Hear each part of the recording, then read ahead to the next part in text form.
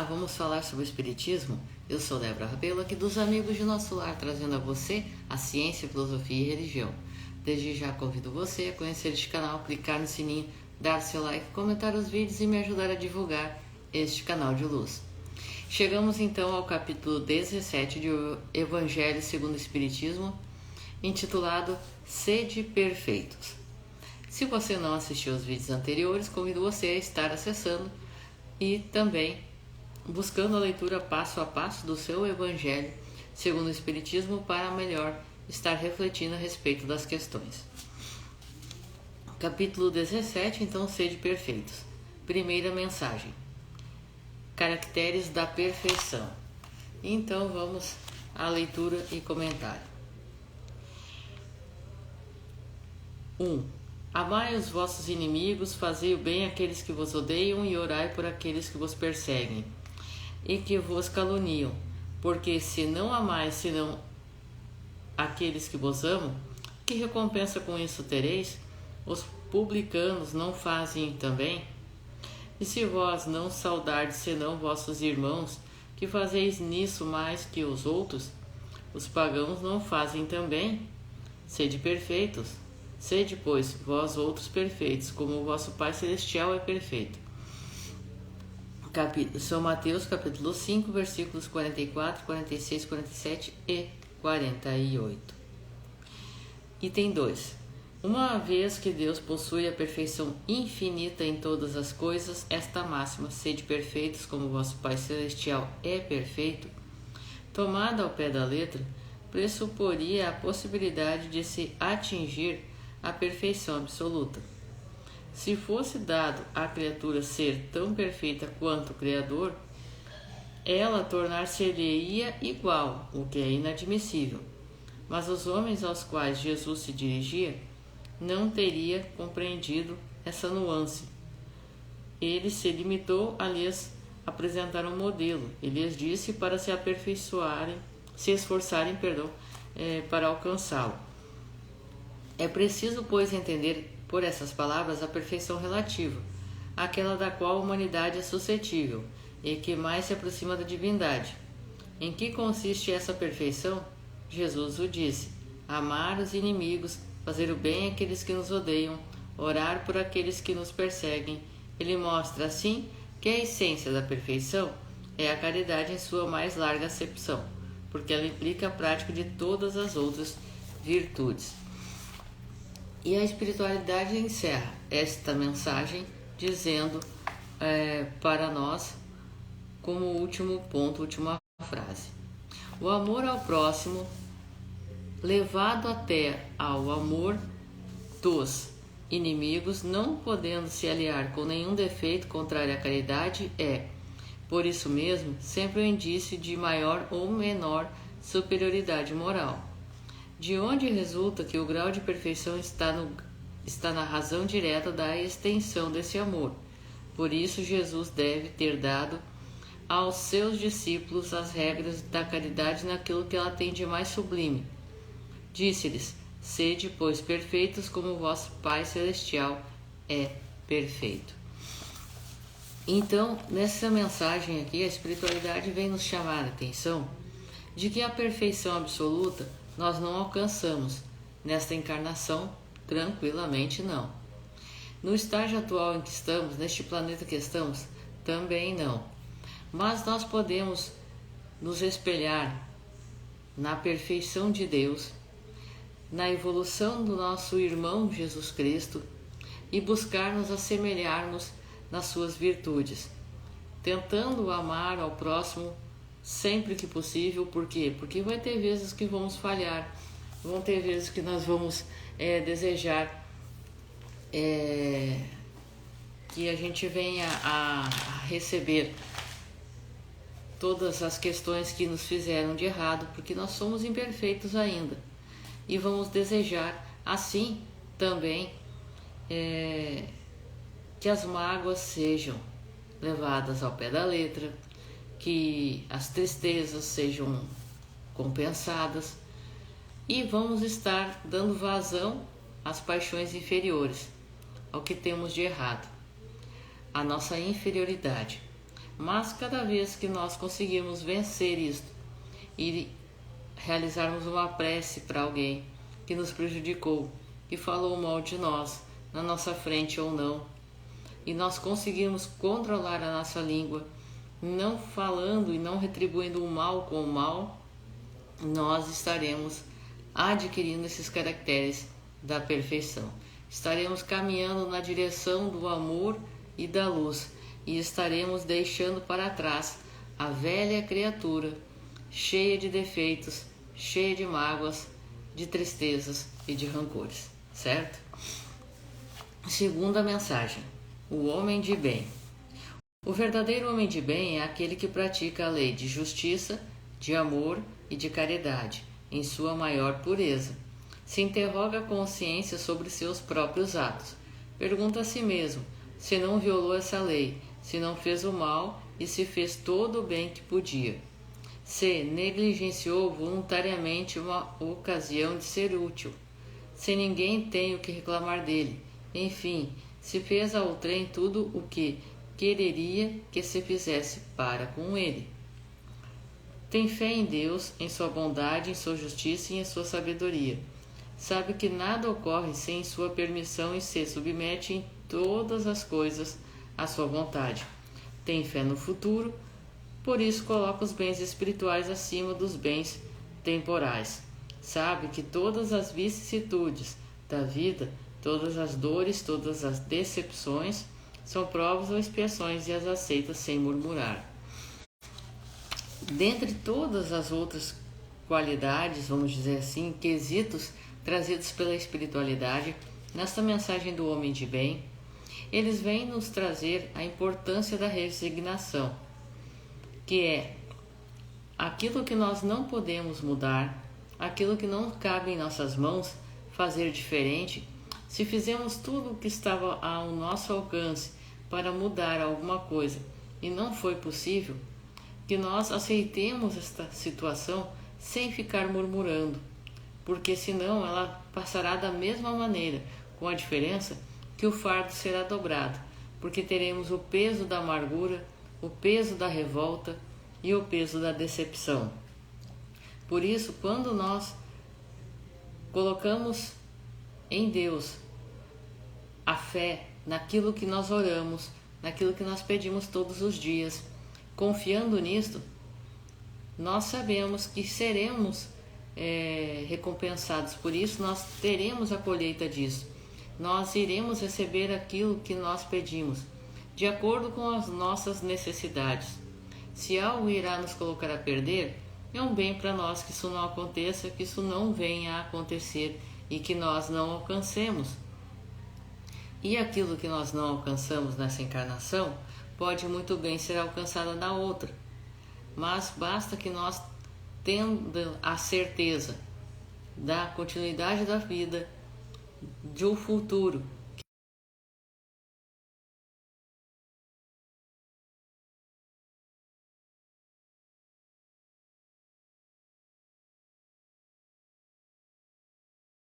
que nós somos eternos. Diante dessa questão, quando irá se realizar, é uma questão de trabalharmos a nossa ansiedade, de trabalharmos o nosso sistema nervoso através da oração, da fé e da confiança em Deus, certo? Mensagem seguinte: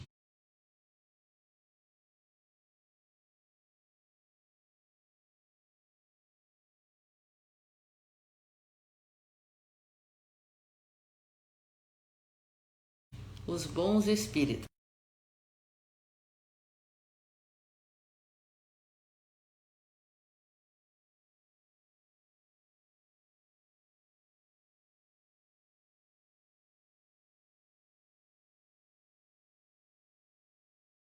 O cristão, que são a mesma coisa. O Espiritismo não criou nenhuma nova moral. Facilita aos homens a inteligência e a prática da moral do Cristo, dando uma fé sólida e esclarecida àqueles que duvidam ou vacilam.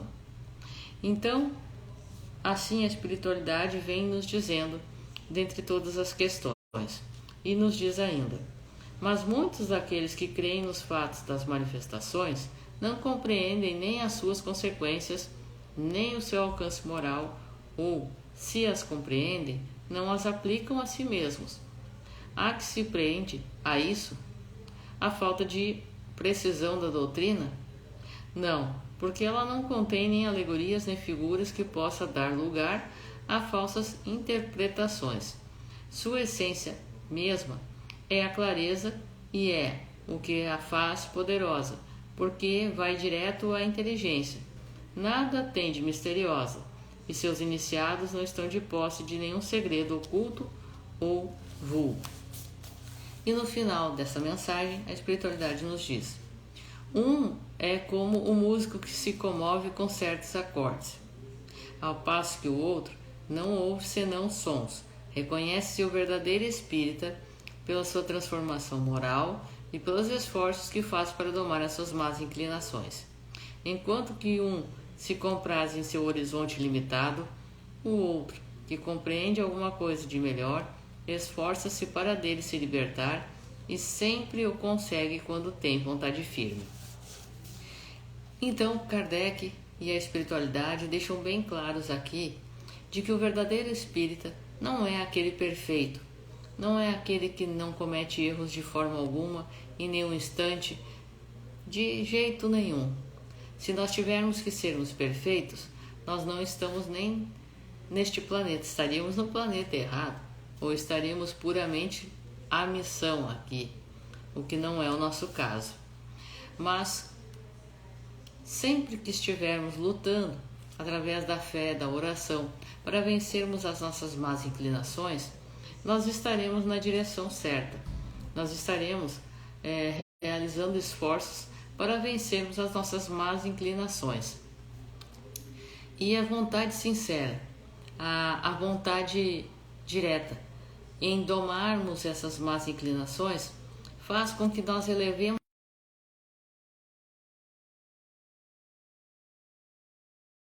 desejam nos prejudicar, e assim nós é que estaremos envolvendo eles com amor, com paz e com carinho. E estaremos praticando o Espiritismo na sua essência primitiva, fazendo o bem sem olhar a quem e fazendo a caridade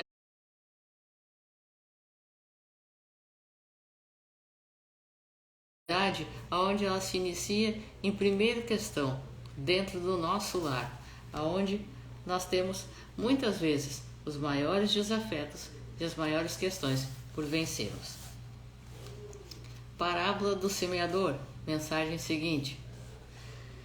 E aqui nos diz no item número 6. A parábola da semente representa perfeitamente as diferenças que existem na maneira de aproveitar os ensinamentos do Evangelho. Quantas pessoas há, com efeito, para as quais eles não são, senão a letra morta, que, semelhante à semente caída sobre a rocha, não produzem nenhum fruto? Ela encontra uma aplicação não menos justa nas diferentes categorias de espíritas.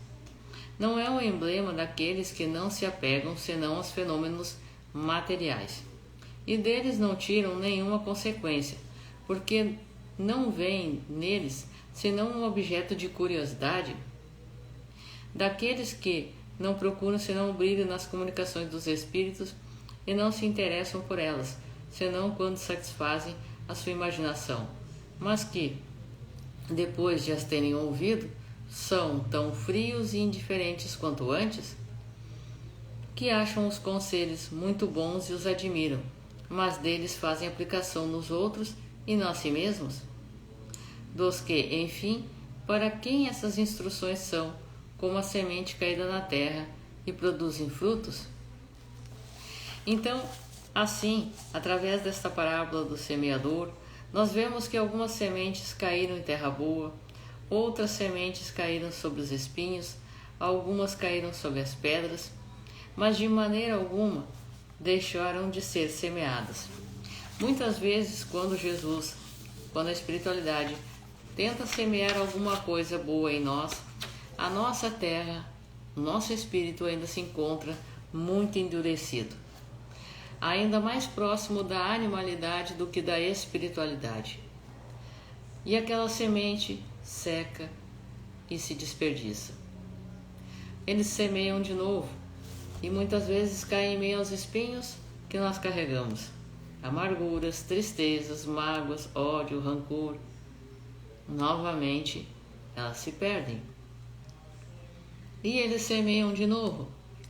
Às vezes elas caem na terra seca, porque estamos começando a despertar para acordar para estas realidades, e a semente do nosso espírito ainda se encontra muito seco, ou seja, o amor ainda não trabalhou o suficiente para que nós vejamos que não vale a pena darmos força a paixões inferiores, a vícios, que isso não nos leva a nada, somente a tristezas e a remorsos quando chegarmos na espiritualidade, por termos desperdiçado uma encarnação toda através de vícios, através de mágoas, dores, de vaidade, de tristeza, de egoísmo. Quando finalmente nosso espírito está pronto para ser trabalhado, então a semente cai em solo fértil e então a espiritualidade começa a conseguir melhor nos trabalhar, nos intuir, e nós conseguimos vencer o maior de todos os obstáculos, a nós mesmos. E a nossa caminhada começa a ser de luz e se distanciar da animalidade e a evoluir em espiritualidade, certo? Mensagem seguinte: o dever. E diz a espiritualidade: o dever é a obrigação moral diante de si mesmo primeiro e dos outros em seguida. O dever é lei da vida e ele se encontra nos mais ínfimos detalhes, assim como nos atos elevados. Não quero falar aqui senão do dever moral e não daquele que as profissões impõem. E adiante, eles dizem: o dever é o resumo prático de todas as especulações morais, é uma bravura da alma que afronta as angústias da luta, é austero e flexível, pronto a dobrar-se às diversas complicações, permanece inflexível diante de suas tentações. O homem que cumpre o seu dever ama a Deus mais que as criaturas, e as criaturas mais do que a si mesmo. Ele é, ao mesmo tempo, juiz e escravo em sua própria causa. O dever é o mais belo laurel da razão. Depende dela como o filho depende da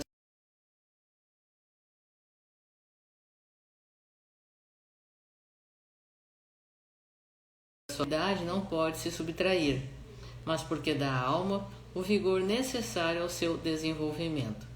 O dever cresce e irradia sob mais elevada forma em cada uma das etapas superiores da humanidade. A obrigação moral não cessa jamais da criatura para com Deus. Ela deve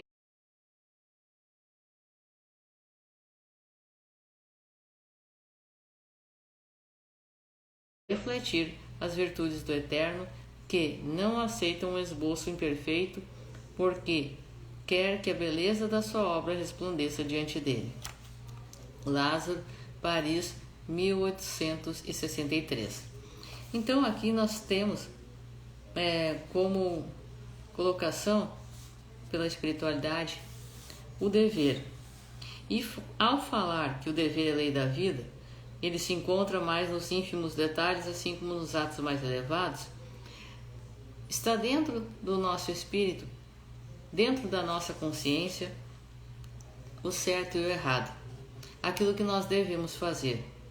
E nós sofremos quando nos distanciamos das leis divinas, quando a nossa consciência, sabedora do que deve fazer, mas não consegue realizar, sofre por fazer novamente as coisas erradas, por dar valor aos vícios e não às virtudes. E assim, nós, ao continuarmos nos erros, sofremos pela inferioridade que ainda carregamos. Mas, quanto mais nós vamos nos elevando, é o que a espiritualidade diz aqui no final da mensagem. O dever cresce e irradia sob a mais elevada forma em cada uma das etapas superiores da humanidade. Quanto mais nós vamos progredindo espiritualmente e moralmente, mais nós vamos adquirindo forças para cumprir com as nossas obrigações, com os nossos deveres e nos libertando dessas paixões inferiores e tendo a nossa alma mais leve, mais em paz e cumpridora dos seus deveres, certo?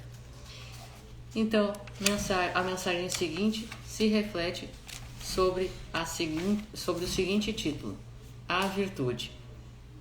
E diz a espiritualidade: a virtude, em seu mais alto grau, comporta o conjunto de todas as qualidades essenciais que constituem o homem de bem. Ser bom, caridoso, laborioso, moderado, modesto são qualidades do homem virtuoso. Infelizmente, elas são com frequência acompanhadas de pequenas enfermidades morais que as desornam. Que exibe a sua virtude não é virtuoso, uma vez que falta a qualidade principal, a modéstia, e tem um vício mais contrário, o orgulho. A virtude verdadeira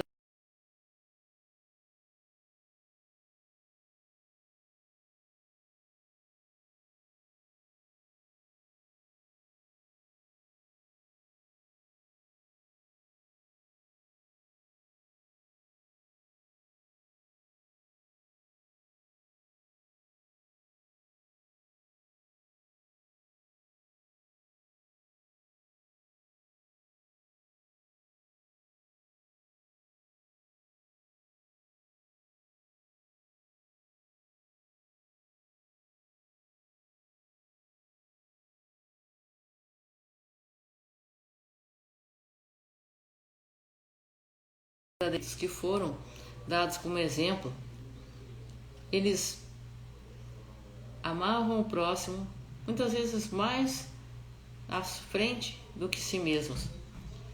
Eles faziam o bem, mas não se mostravam. O importante era o bem que era feito, e não quem havia feito o bem.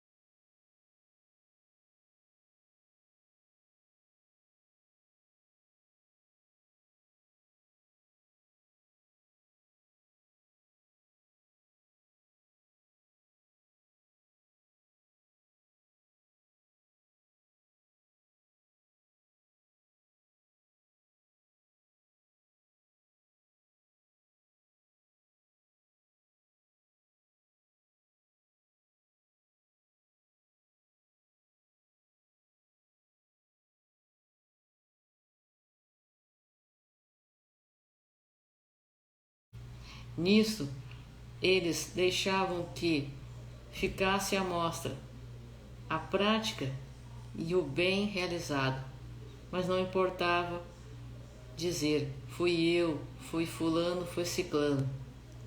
Ah, como eu sou uma pessoa bondosa, olhem como eu sou uma pessoa virtuosa. Não, o que importava era o bem do próximo e o que era realizado. Este é um detalhe que nós ainda temos muita dificuldade em vencer e colocarmos em prática, mas que quando conseguirmos colocar em prática, nos trará uma felicidade muito grande, porque vai nos libertar de muito orgulho, vai nos libertar de muita vaidade e de muita tristeza que ainda carregamos, certo?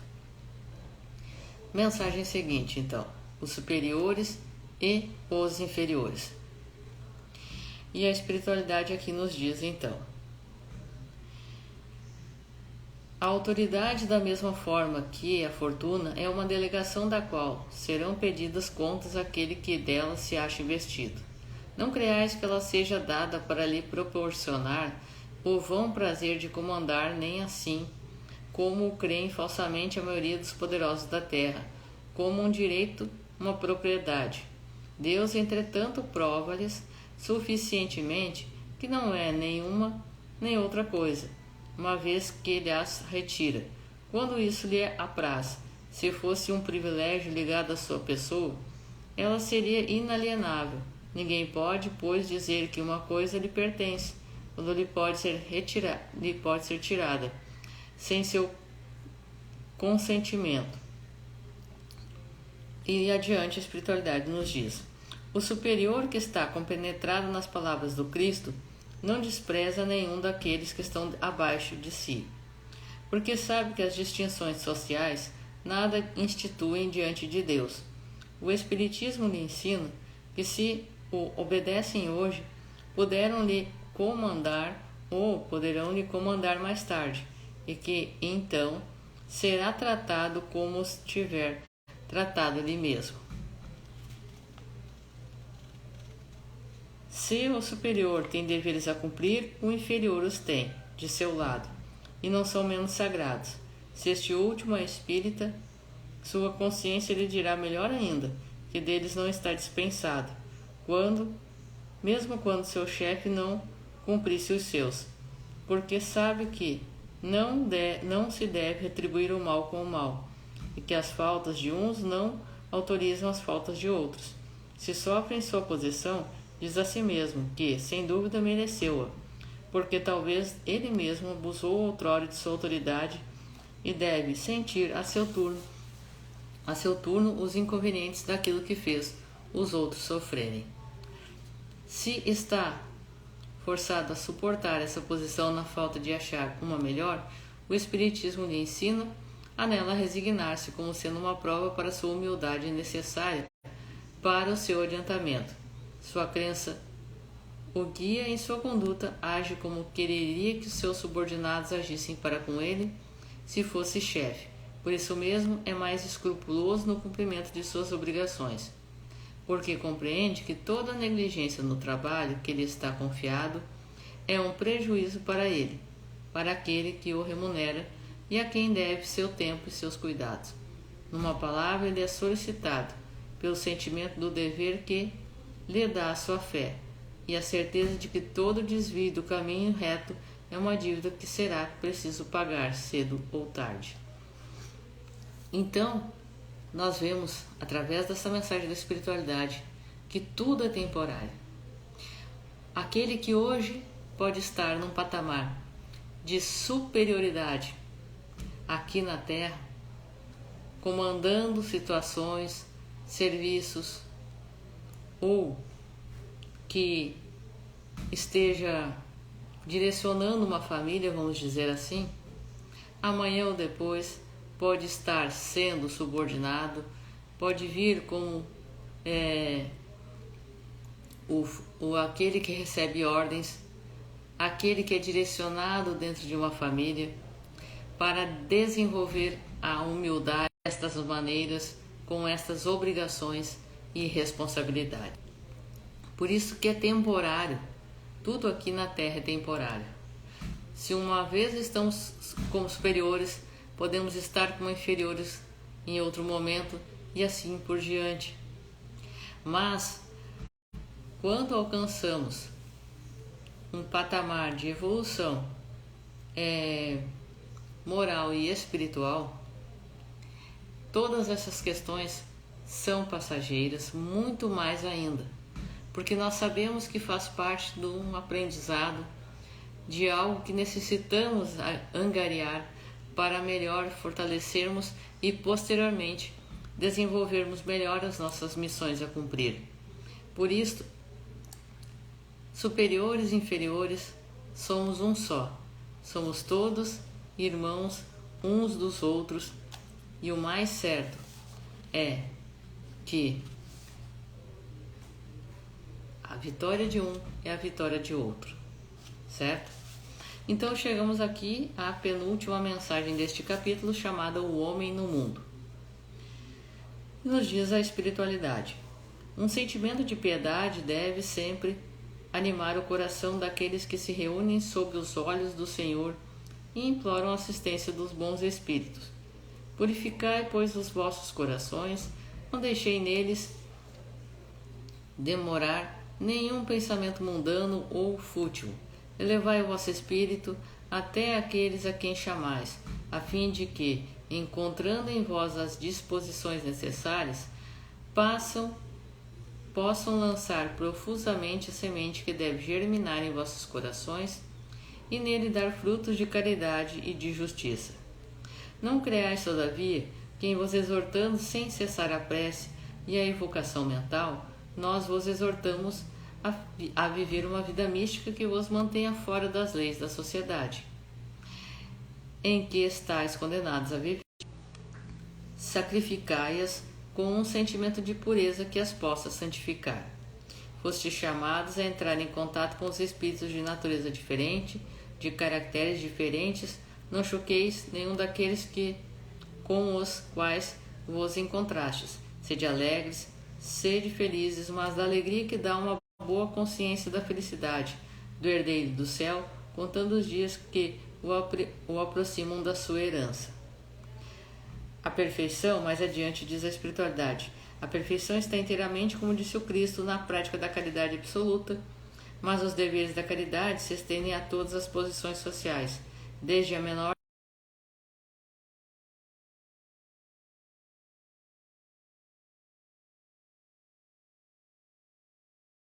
no contato com os semelhantes, nas lutas mais penosas que disso encontra ocasião.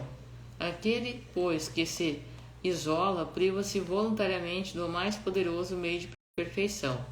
Não tendo que pensar em si, sua vida é a de um egoísta. Nós fomos criados e colocados para vivermos em sociedade, para aprendermos a sermos menos egoístas, aliás, a não sermos egoístas, para aprendermos a sermos virtuosos, solidários, caridosos, a perdoarmos, a amarmos verdadeiramente uns aos outros, entre outras coisas. Mas se vivêssemos de forma isolada, nós não iríamos adquirir essas virtudes. Não teríamos a quem perdoar, não teríamos a quem amar, não teríamos a quem relevar e porque aprendermos a repartir. Por isso que viemos no mundo, para aprendermos uns com os outros e através das diferenças a compreendermos e também a sermos pessoas melhores, relevando e não apenas julgando, sendo solidários, certo? E ele finaliza essa mensagem dizendo: Deus é amor e abençoa aqueles que amam santamente. Então, sempre estaremos sendo amados por Deus. Nós é que muitas vezes não nos sentimos merecedores quando praticamos o mal, mas Deus nos ama infinitamente. E a última mensagem, então, é deste capítulo que nos fala sobre cuidar do corpo e do espírito. A perfeição moral consiste na maceração do corpo. Para resolver essa questão, eu me apoio sobre os princípios elementares e começo por demonstrar a necessidade de cuidar do corpo que, segundo as alternativas da saúde e da doença, influi de maneira muito importante sobre a alma, que é preciso considerar como cativa na carne. Para que essa prisioneira viva, divirta-se e conceba mesmo as ilusões da liberdade, o corpo deve estar são, disposto, vigoroso. Sigamos a comparação. Eis, pois, em perfeito estado, ambos que devem fazer para manter o equilíbrio entre as suas aptidões e as suas necessidades tão diferentes. Aqui dois sistemas se defrontam, dos ascetas que querem abater o corpo e dos materialistas que querem rebaixar a alma. Suas duas violências que são quase tão insensatas uma quanto a outra. Ao lado desses grandes partidos formiga a numerosa tribo dos indiferentes, que sem convicção e sem paixão amam tibiamente e gozam com economia. No final, a espiritualidade nos traz: não, a perfeição não está nisso, está inteiramente nas reformas que fareis vosso espírito suportar. Dobrai-o, submetei-o, humilhai-o, mortificai-o. É o meio de torná-lo dócil à vontade de Deus e o único que conduz à perfeição. Georges, Espírito Protetor, Paris, 1863. Quando nós cuidamos do espírito, da nossa casa mental, porque tudo o que nós vivemos, as nossas emoções, as tristezas, alegrias, mágoas, momentos felizes ficam armazenados no nosso espírito, na nossa casa mental, no nosso pensamento. ele se reflete diretamente as vibrações de alegria e de dor sobre o nosso espírito, sobre o nosso perispírito. E este, por ser basicamente o molde do nosso corpo físico, irradia sobre o físico, sobre o material, todas estas emoções de alegria ou de tristeza, de modo que a mágoa, as depressões são uma canalização de decepções, de angústias, de mágoas e de ódios não trabalhados dentro de nós e que nós não conseguimos tirar para fora. Mais de 70% dos cânceres são desenvolvidos por conta disto. E a oração é a forma melhor de trabalharmos tudo isso, de fortalecermos este amor, este carinho e esta perfeição, transmitindo do nosso espírito ao nosso corpo físico esta saúde, e assim estaremos cuidando do que recebemos como empréstimo aqui. Porque, muito embora o corpo fique aqui pereça e o nosso espírito continue evoluindo, retornaremos saudáveis e não retornaremos como suicidas inconscientes ou conscientes, de acordo com aquilo que tivermos conhecimento. Se nós temos uma programação para vivermos 50, 60, 70, 80 anos, 100 anos e abreviamos isto pela metade ou menos ainda, de acordo com as nossas condutas, nós somos responsáveis pela saúde do corpo e muito mais ainda pelo que fazemos com os nossos espíritos, certo? Então, este foi o estudo do capítulo 17 do Evangelho segundo o Espiritismo, chamado Sede Perfeitos, e na próxima semana estaremos estudando o capítulo número 18, Muitos os chamados e poucos os escolhidos. Eu sou Débora Rabelo, um forte abraço para você, que os bons espíritos nos guiem, Jesus te abençoe e até a próxima.